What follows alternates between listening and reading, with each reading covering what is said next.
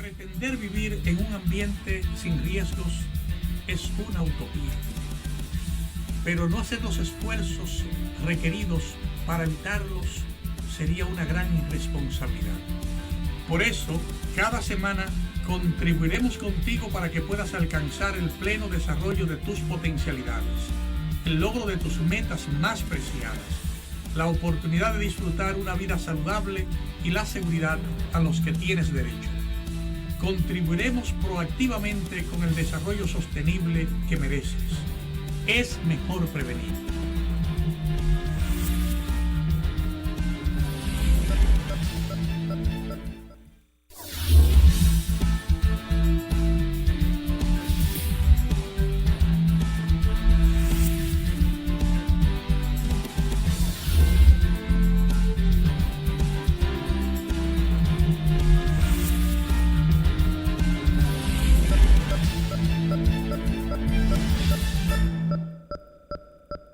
Saludos amigos, bienvenidos a esta entrega de la Utopía Riesgo Cero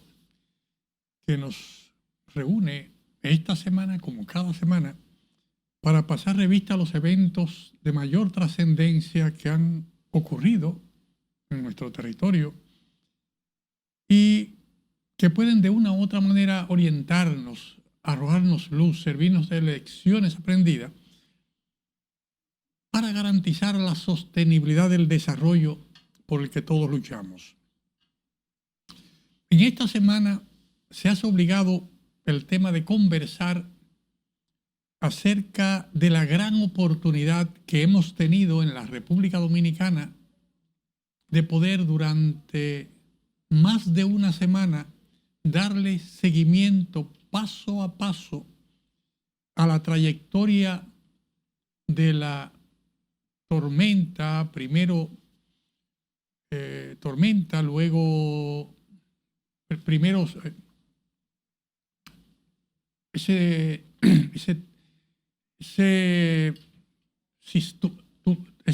sistema atmosférico, esa vaguada que se presenta, que luego se convierte en una tormenta y posteriormente termina en un huracán mayor en toda la región del Caribe. Y desde Dominicana tuvimos la oportunidad de estar atentos, pendientes, paso a paso de ese desarrollo, con el feliz término para Dominicana de que finalmente la tormenta no se orientó en la opción que la enviaba hacia Dominicana y tomó otras direcciones afortunadas para Dominicana, pero lamentablemente que han afectado muchísimo a las hermanas naciones de Haití, Jamaica, Cuba y las Bahamas. Desde Dominicana vamos a tomar un momento para conversar de la oportunidad que nos da la vida a nosotros en Dominicana de poder pasar revista a la suerte que ha tenido el país de no tener la necesidad de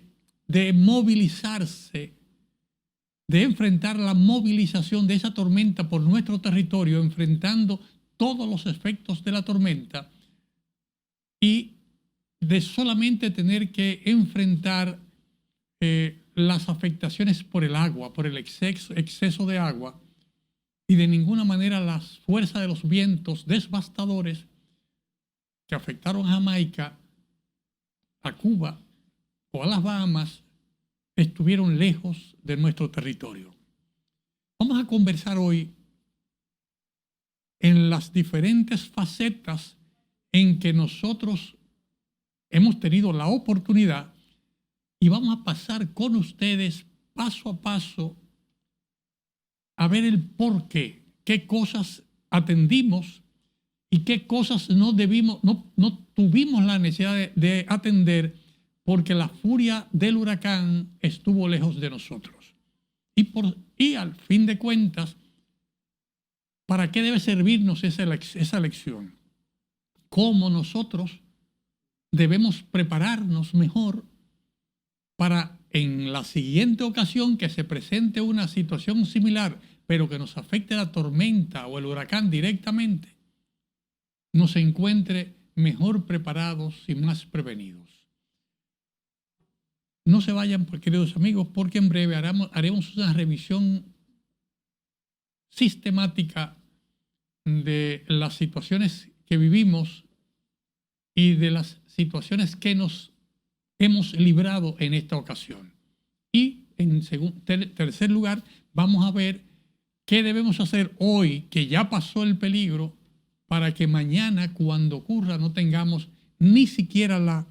preocupación o la inquietud de qué haríamos si pasa el evento. Con ustedes continuamos en materia en breve, luego de estas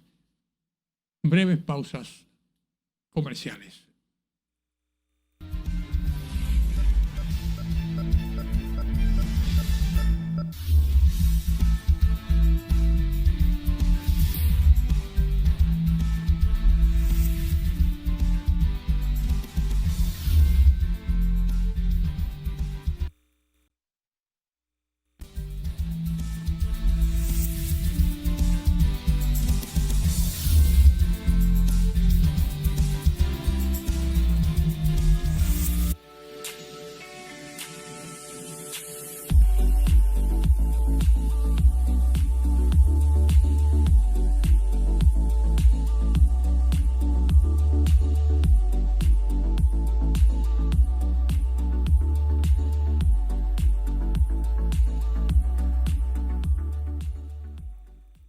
Queridos amigos,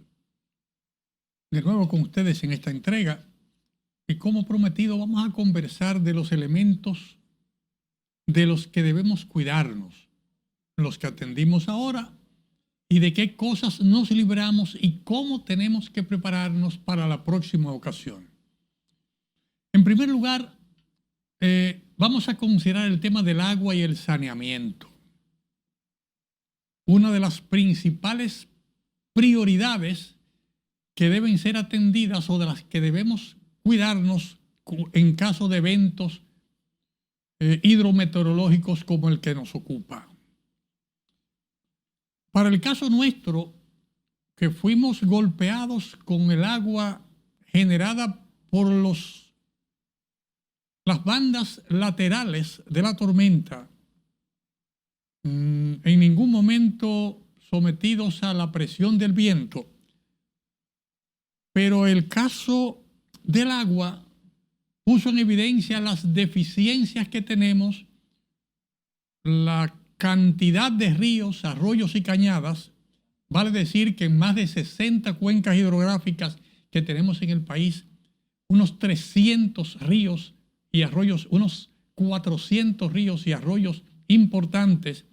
y miles de cañadas que conforman todas las cuencas hidrográficas, esas 60 cuencas hidrográficas que hay en el país, donde tenemos asentados centenares de poblaciones, ciudades, barrios populosos, asentados sin ningún tipo de planeamiento urbano de manera progresiva en los últimos 60, 70 años, lo que aumenta el riesgo de afectación, porque muchas de esas poblaciones se desarrollaron en un momento determinado de manera provisional mientras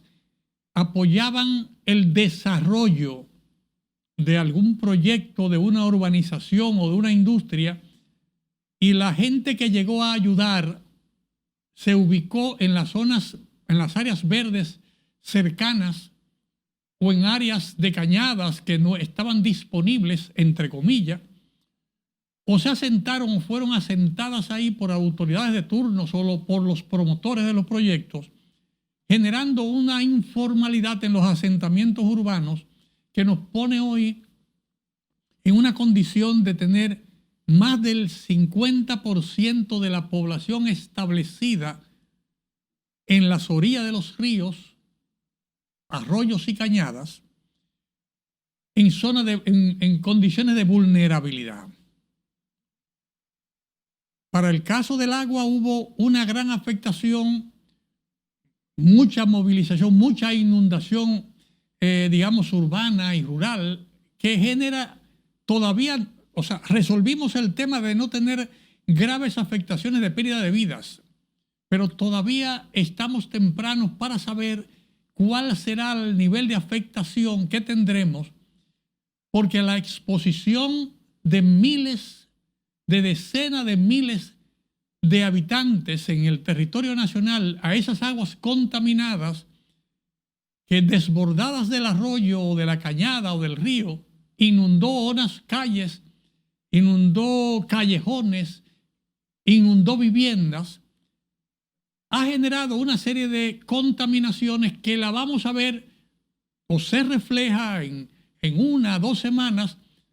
primero en las emergencias gastrointestinales que aparecen en esas poblaciones que fueron afectadas,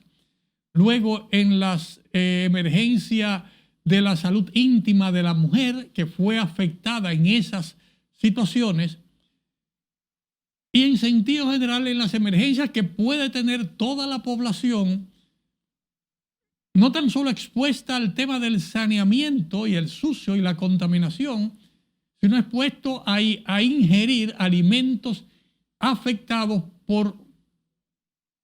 bacterias o gérmenes o animales que, cohabitando conjuntamente con los seres humanos, con nosotros, contaminaron los alimentos que ingerimos, y eso se va a reflejar o se puede reflejar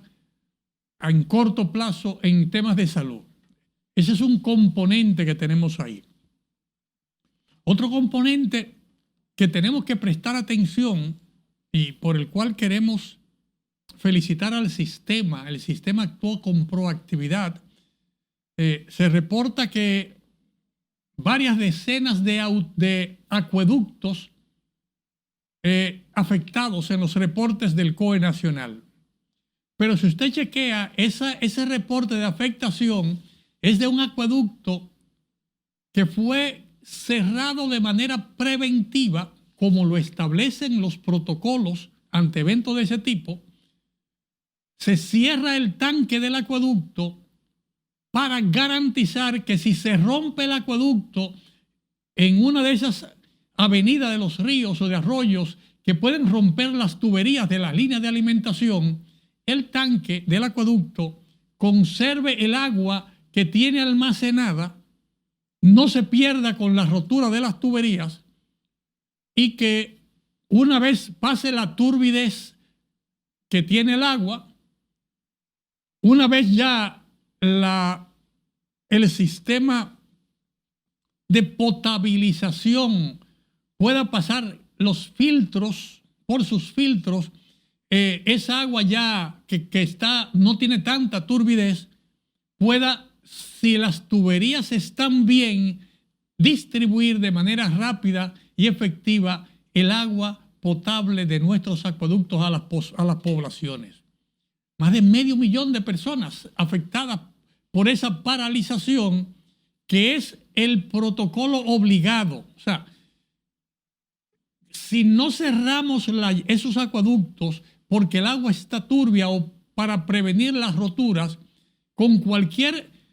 si el agua turbia entra al acueducto o a la planta de potabilización o entra al sistema, tendríamos problema de que se perdería toda el agua que está en nuestros acueductos.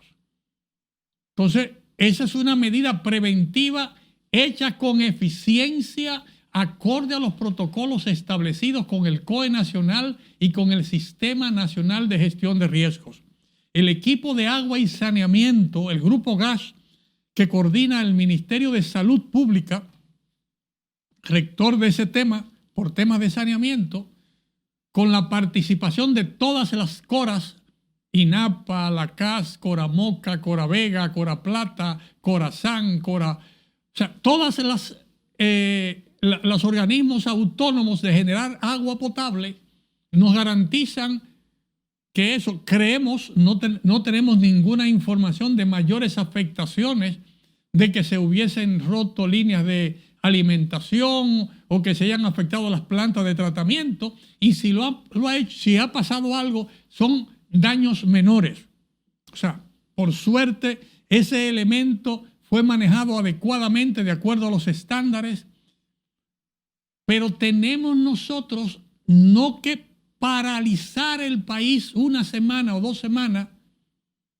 para hacer ese protocolo, sino que debe ser un mecanismo que se realice todos los años antes de comenzar la temporada ciclónica, en el mes de abril, en el mes de mayo o a comienzo de año, desde enero, febrero, cada año, la revisión de todas nuestras cuencas hidrográficas, la revisión de todas las líneas de impulsión de los acueductos y plantas de tratamiento, de tal manera que con ese trabajo previo que vayamos haciendo en cada uno de los sistemas que alimentan de agua nuestras ciudades y nuestros campos, podamos tener sin sobresalto eso resuelto y pasar el reporte en la primera reunión del Consejo Nacional de Prevención, Mitigación y Respuesta al señor presidente de la República, en función de presidente de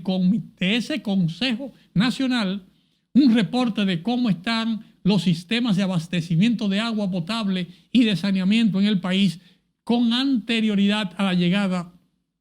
de las lluvias tradicionales de la temporada ciclónica. Veamos, pues, en principio, el éxito del desempeño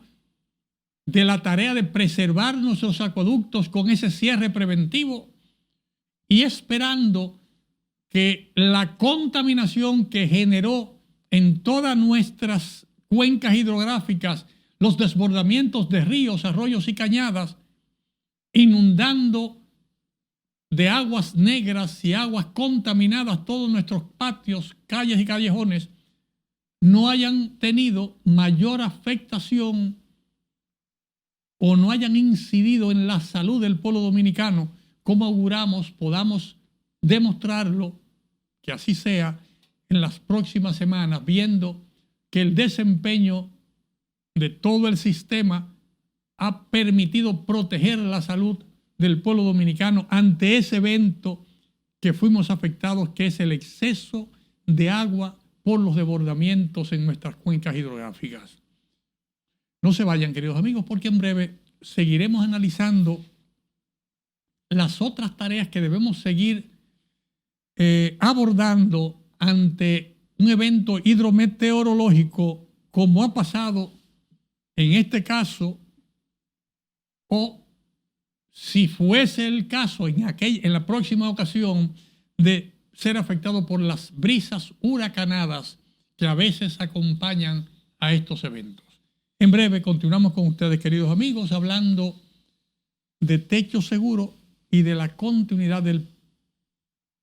proceso educativo en nuestro país como una segunda prioridad que necesitamos atender ante los eventos hidrometeorológicos.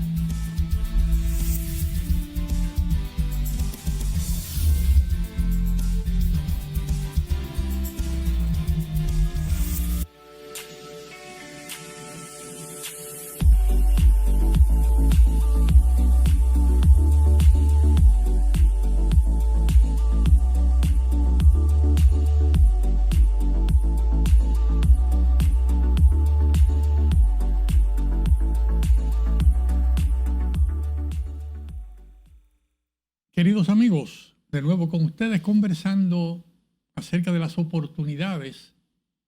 que nos da la vida, que nos da Melissa o nos dio Melissa al no tomar la ruta de la Hispaniola para el desplazamiento del ojo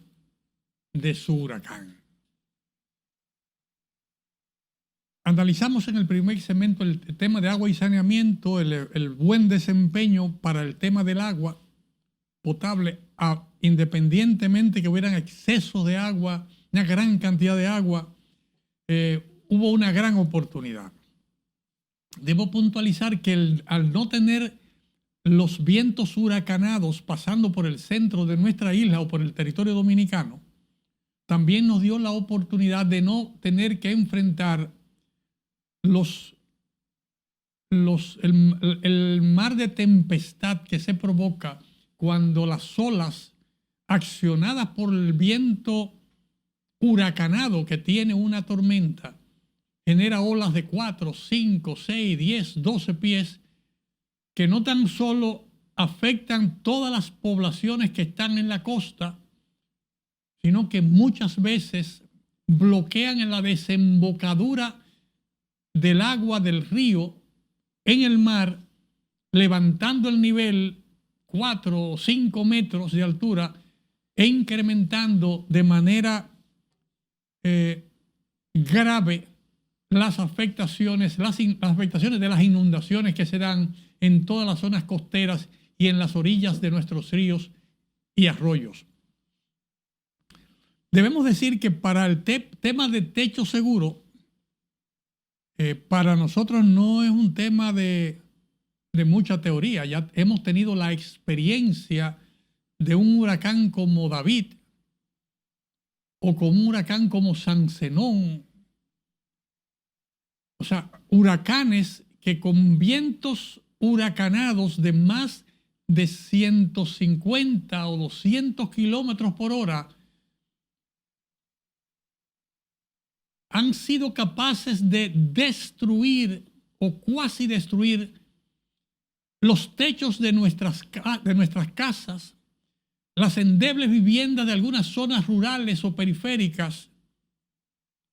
pero sobre todo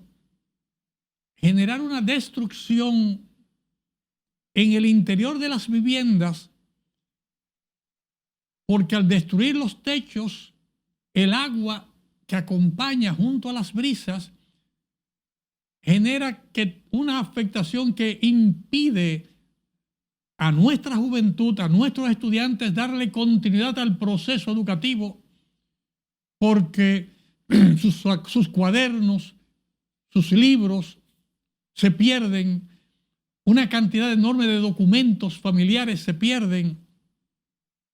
sin contar con el agravante de que en aquellas poblaciones donde no contamos con albergues previamente establecidos, con edificaciones específicas para hacer albergues, el albergue por naturaleza, la edificación más sólida y más fuerte que está disponible, es la escuela del sector.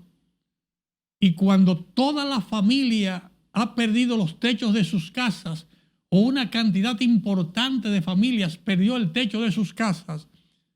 eso en la experiencia en el Caribe es que tenemos a familias ocupando los lugares de las escuelas como albergues durante un periodo inadecuado de tiempo. Para el caso nuestro, en el caso de Melissa, no tenemos ningún tipo de reporte que hable de que un local escolar haya sido usado más que provisionalmente un tiempo mínimo por efecto del agua o un desplazamiento. Pero el riesgo que tenemos que ver y al que tenemos que prepararnos es pasar revista a las afectaciones que se dan en Jamaica y que se dan en Cuba ante el mismo evento Melissa, sin hablar de las devastaciones hechas en las viviendas en Haití. Ver todo un techo ligero de madera y zinc o de zinc y de hierro ser despegado de la estructura de las paredes, cual si fuese una hoja de papel de una mascota, es una imagen que hemos visto con regularidad en los reportes televisivos que han presentado las afectaciones en los países antes citados. En la práctica, solamente los techos de 4 aguas que tienen una estructura sólida o de madera o de hierro sin afectaciones, construida de acuerdo a los estándares y con los tensores correspondientes, son capaces de resistir vientos de hasta 150 kilómetros por hora. Vimos cómo volaban los techos con vientos de más de 200 kilómetros por hora. A veces 275, 280 y se reportan ráfagas de más de 300 kilómetros por hora. Si esos vientos hubiesen ocurrido en nuestro país sin las previsiones que hay que hacer cuando hay la advertencia en los techos de las viviendas de nuestros sectores, sobre todo de los sectores más populares o de instituciones emblemáticas o prioritarias del país, pagamos el precio de tener a centenares de miles de habitantes de nuestro país afectados porque pierden los techos de las viviendas, y al perder los techos de las viviendas hay graves afectaciones en todo lo que hay dentro. Ya tendremos la oportunidad de ver cómo Jamaica reacciona, que aunque sabemos que tendrá todo el apoyo de la Comunidad Británica, porque Jamaica es parte de la Mancomunidad Británica y tendrá apoyo de Inglaterra, tendrá apoyos de Estados Unidos, de Canadá, tendrá apoyos de Japón, tendrá apoyo de la India. O sea, más de 90 países que conforman esa mancomunidad van a sumar esfuerzos, y estamos seguros que países como nosotros vamos a movilizar recursos para apoyar a los hermanos de Jamaica, como también a los hermanos de Cuba y a los hermanos de Haití que han sido afectadas, tan pronto tengamos las evaluaciones correspondientes. Pero también entiendo que tenemos que hacer nosotros nuestra revisión para ver, en caso de ser afectados por un evento con fuerzas, con esas fuerzas de viento, cuáles techos nuestros hubieran volado también y por ende necesitan una revisión estructural para garantizar que cuando se presente el siguiente evento, en esta temporada o en la que viene, mejor si es en la que viene, tenemos tiempo suficiente para hacer los reforzamientos necesarios y recomendados. Reforzamiento de ver que la estructura que soporta el techo esté adecuada, maderas en buenas condiciones, o los tirantes aseguradores de la estructura metálica. Cuando es metálica la estructura, verificar que todas las piezas de zinc o de aluzinc estén debidamente sujetadas a las correas, porque también si hay una pieza que falla en todo el techo, en un techo de 500 metros cuadrados, y hay una lámina de zinc o de aluzinc que probablemente tenga 10 metros cuadrados, si esa sola lámina falla, el golpe del viento entrará por ahí a la estructura e inmediatamente destruirá toda la estructura. O sea, tenemos que hacer una revisión, y hay un conocimiento práctico y teórico en nuestro país, desde los maestros de constructores, los profesionales del área de construcción,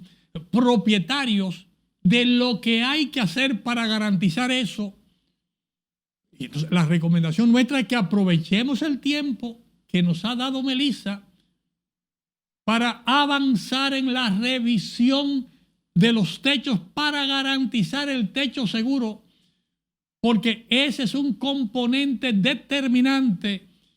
para que podamos a la vez garantizar la continuidad del proceso educativo,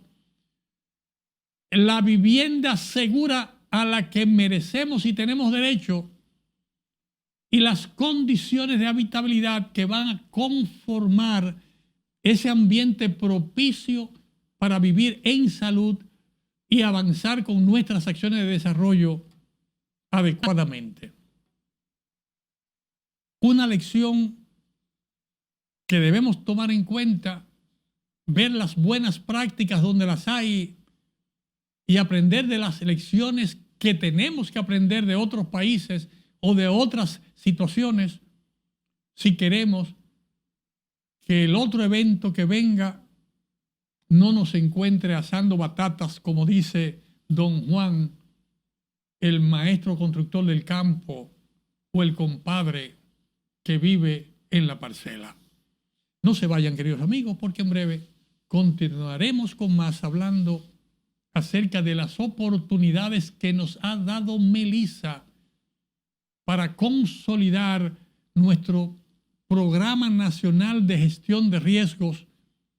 reduciendo la vulnerabilidad que tenemos en el país.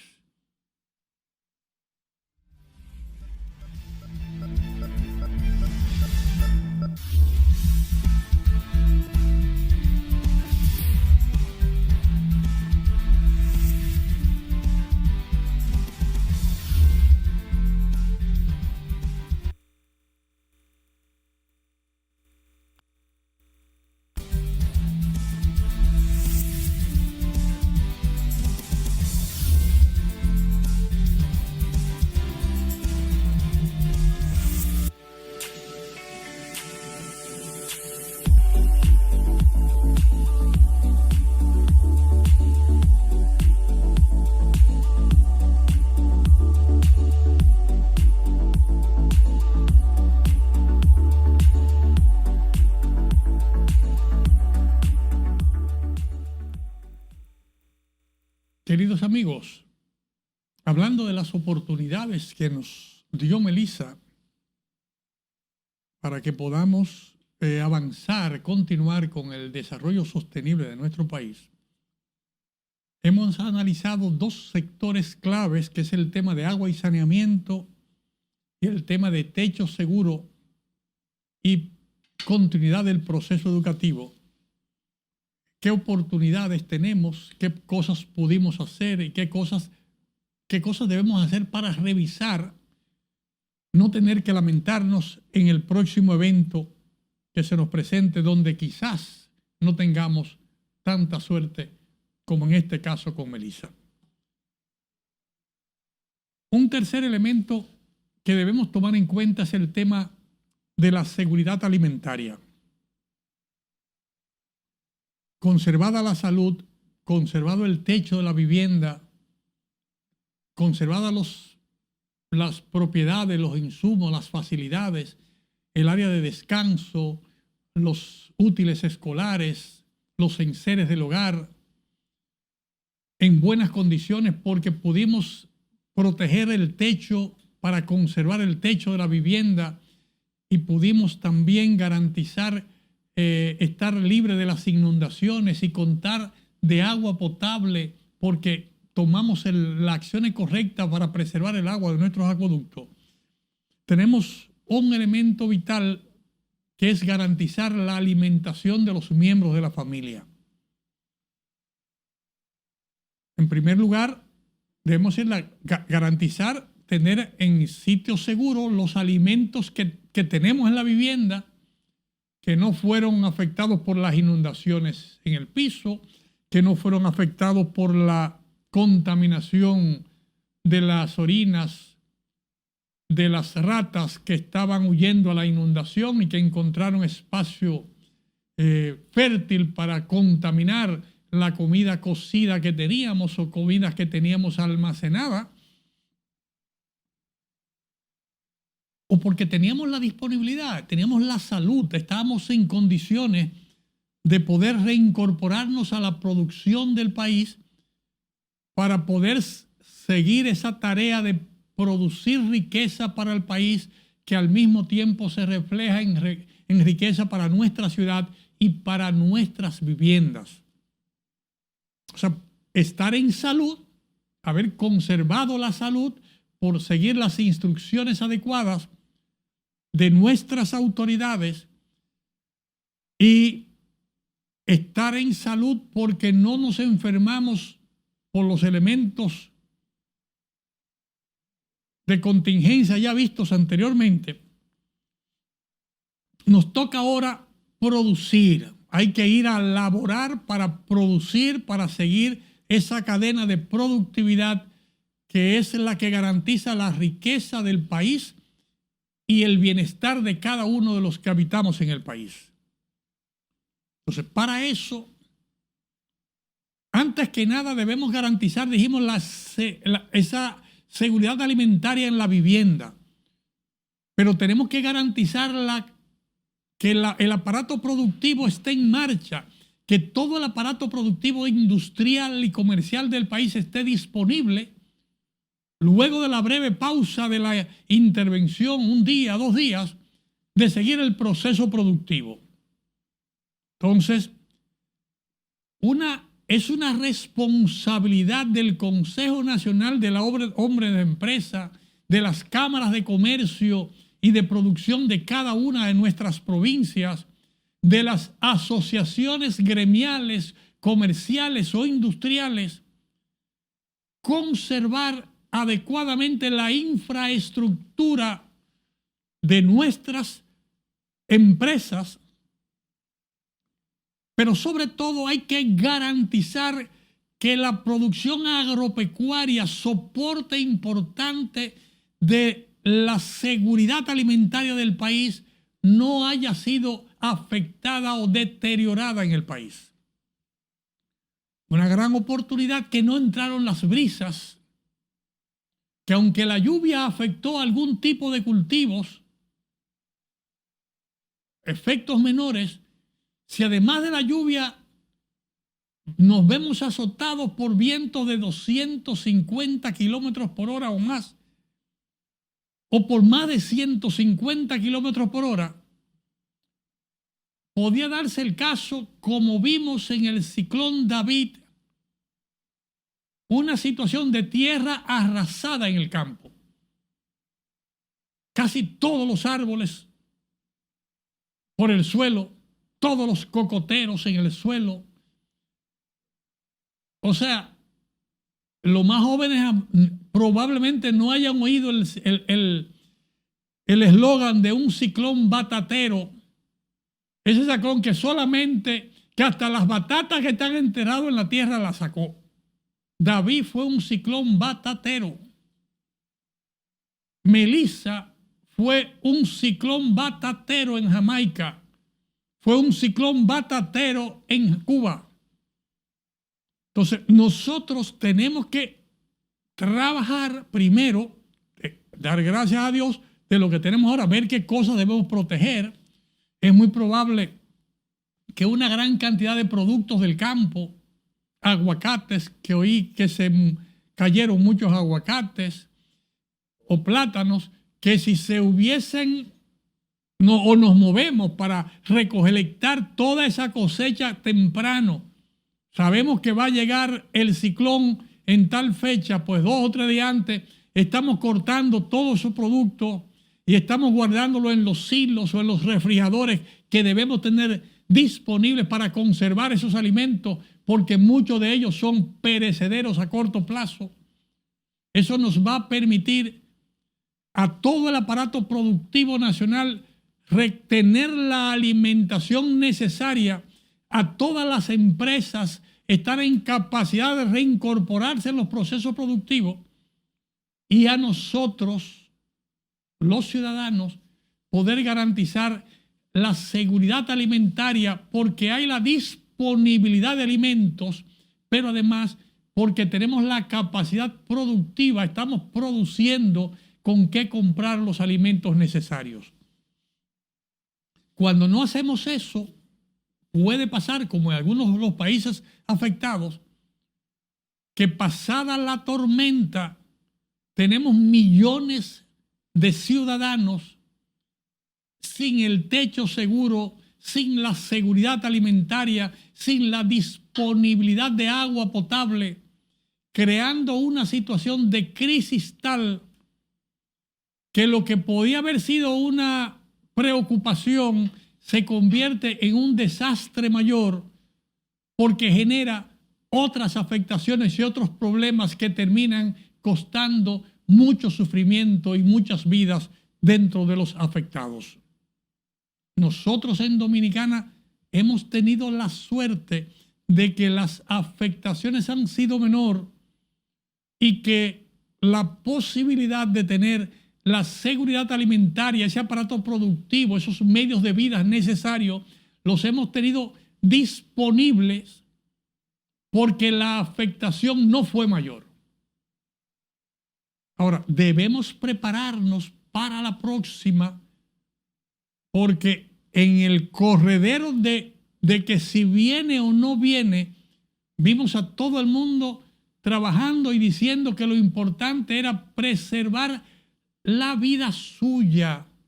y la vida mía, la vida de cada uno de nosotros, los ciudadanos, como una prioridad. Si viene el huracán que no llegó y nos afecta, ya la vida salvada tendríamos el problema de la seguridad alimentaria, del techo seguro,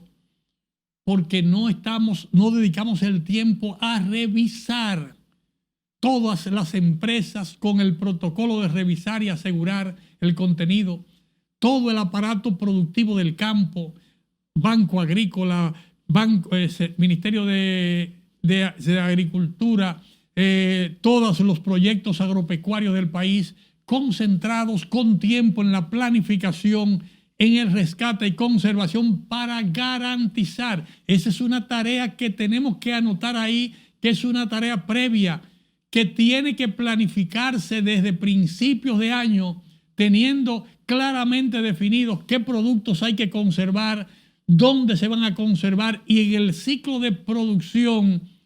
saber en qué se puede aprovechar y qué no. No hay tiempos que perder cuando nos enfrentamos a situaciones de este tipo. Y fíjense que lo que estamos hablando, no estamos hablando de que los operadores de emergencia, las instituciones que manejan emergencia, se activen con el tema. Es que los actores del desarrollo, la gente que produce para el desarrollo, la gente que comercializa los productos del desarrollo, los tomadores de decisión que tienen que ver con el desarrollo, tienen que concentrar esfuerzos permanentes en cada una de las líneas para que con el trabajo colectivo, por un lado el gestor del desarrollo hace su trabajo, consolida las estructuras, mantiene el aparato productivo, conserva los alimentos, y por otro lado los equipos que tienen que trabajar en el fortalecimiento de capacidades, en el equipamiento para socorro, andan haciendo su otro trabajo. No se vayan, queridos amigos, porque en breve continuamos con más en esta parte final que viene de esta entrega de la Utopía Riesgo Cero, analizando con ustedes la oportunidad que tenemos, la oportunidad que nos dio Melissa al no seleccionarnos a nosotros para este baile final, teniéndolos en otra pista y no en la pista que siempre ha sido privilegiada por las tormentas y huracanes, que es la pista de la Hispaniola, los territorios de nuestra República Dominicana, decenas de veces golpeadas por las tormentas y huracanes a lo largo de los años, en el siglo pasado y en este año, y en este siglo. En breve con ustedes, queridos amigos, con más en esta entrega de la Utopía Riesgo Cero.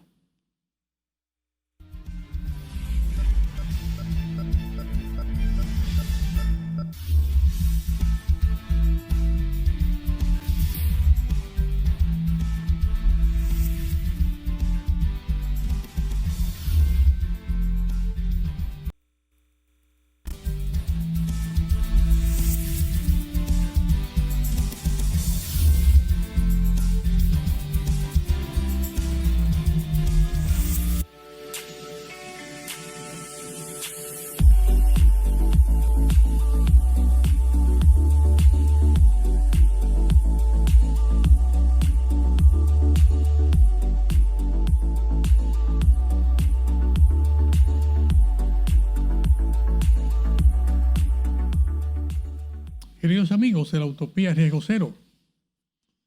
Luego de esta amplia conversación que hemos tenido acerca de las oportunidades que nos ha dejado Melissa al no seleccionarnos como su ruta principal y cómo podemos sacar provecho de esa oportunidad, analizando qué pasó o qué pudo haber pasado si pasa por aquí, como lo que ha pasado en los lugares por donde pasó ese poderosísimo huracán Melissa. Eso nos va a permitir a nosotros trazar una ruta crítica. Y queremos dedicar en este segmento a analizar nuestro sistema, el desempeño de nuestro sistema. Yo hacía un comentario en la entrega anterior de que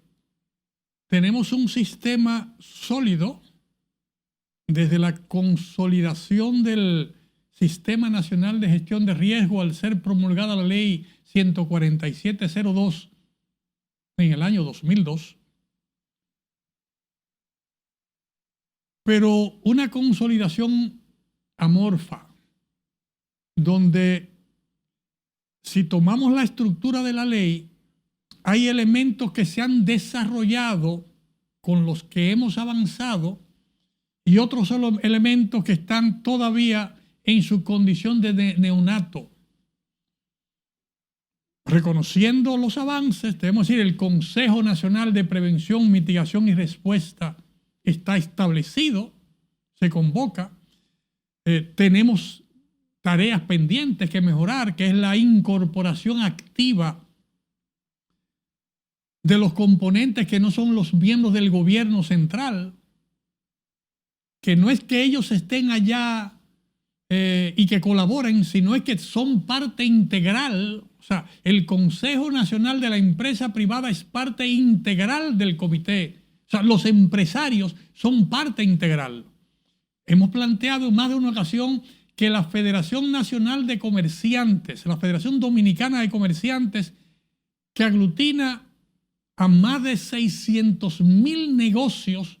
pequeños y medianos y grandes negocios del país, que son una población enorme de personas vinculadas en cada negocio, en cada barrio, en cada pueblo, hay miembros de esa federación. Debería ser una federación a invitarse en ese Consejo Nacional de Prevención, Mitigación y Respuesta. La Federación de Transportistas del país deberían estar sentados ahí como parte de esa gestión, porque si el país camina bien y va bien, los empresarios, los comerciantes y los transportistas tienen también mayores beneficios. Que es necesario que nosotros veamos la academia, las universidades que tienen la representación en la Universidad Autónoma de Santo Domingo, además del Ministerio de Educación Superior, y tiene también la representación de las juntas de vecinos, federaciones, que hay una participación, digamos, en el Consejo, pero que la clave es que cada una de esas instituciones tenga un representante en cada uno de los municipios del país en la base del sistema, que es el Comité Municipal de Prevención, Mitigación y Respuesta, que debo reconocer que en el marco del desempeño frente a Melissa, los comités municipales estuvieron trabajando de manera activa, permanente en cada territorio, conjuntamente con autoridades legislativas y autoridades provinciales, viendo el desarrollo. Es una buena señal, pero que ese trabajo no es un trabajo de la emergencia, es un trabajo, es un comité municipal de prevención, mitigación y respuesta, que implica revisar vulnerabilidad con tiempo que implica trabajar en las obras de mitigación que sean necesarias, en las obras de retrofit que tienen que ejecutarse, en el fortalecimiento de las capacidades locales para que el empoderamiento de la gente de la comunidad y del personal de cada empresa sea un componente importante en la preparación que tenemos que hacer. Hay decenas de miles de ejercicios realizados en el país de redes comunitarias entrenadas y calificadas que lo único que hay que hacer es retomar y reequipar si es necesario. O sea, hay múltiples sectores que tienen recursos y capacidades que si se suman en la etapa previa a los eventos, en enero, febrero, para conversar, para ver, para estudiar ahora mismo, después del evento, cuál fue el desempeño que tuvimos ante el evento, qué buenas prácticas, qué lecciones aprendidas, qué ha pasado en Jamaica, qué pasó en Haití, qué pasó en Cuba, por qué nosotros tuvimos mejor desempeño. O sea, con todos esos actores sentados en la mesa, haciendo ese taller de buenas prácticas, va a permitir la consolidación de manera proactiva de nuestro Sistema Nacional de Prevención, Mitigación y Respuesta. Que debe entenderse que esto no implica parar el desarrollo. Nosotros tenemos que seguir trabajando, aunque estemos con la emergencia, tenemos que seguir trabajando con el 95% de los recursos, capacidades y medios en las obras de desarrollo. Pero al mismo tiempo, de manera concomitante, con ese 95% empoderado, debe estar apoyando un 5% de recursos, capacidades y medios